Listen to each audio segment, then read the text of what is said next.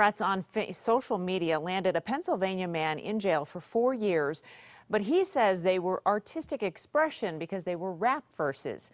Today, the High Court heard arguments on whether this type of speech is protected under the First Amendment.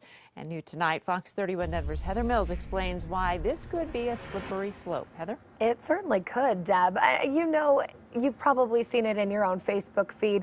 A lot of these social media comments, they're made in haste and they can often be misinterpreted. So now the justices have the difficult task ahead of trying to figure out if it was those comments and how they were intended, or perhaps how they were received, or even if artistic expression plays a role. Can a rant on social media be protected under the First Amendment? Denver criminal defense attorney Dan Recht says yes. The way to protect free speech rights, unfortunately, is you have to protect the rights of people that say really obnoxious, crazy things. Things that landed Anthony Alonis in jail, threats on Facebook about his estranged wife, law enforcement, even a kindergarten class. In one post, he wrote, "Fold up your protective order and put it in your pocket. Is it thick enough to stop a bullet?" Alonis compares his so-called rap lyrics to that of Eminem, who wrote similar verses about his ex-wife. Why does somebody get in trouble for something that they say online and music? That's their way of venting.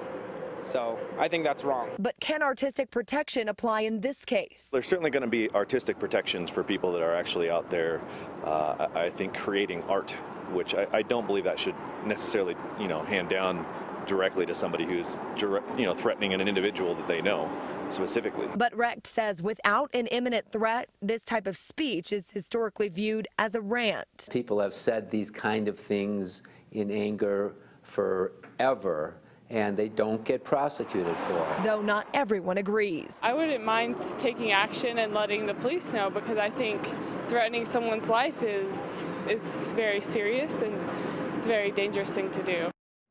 Now, Recht tells me that the essence of the First Amendment protection is that the court doesn't look at the substance of the speech. So many things to consider. One thing to note, this Supreme Court has typically ruled in favor of freedom of speech, and this decision, it could take a while, may not come down until the summer. In the newsroom, Heather Mills, Fox 31 Denver.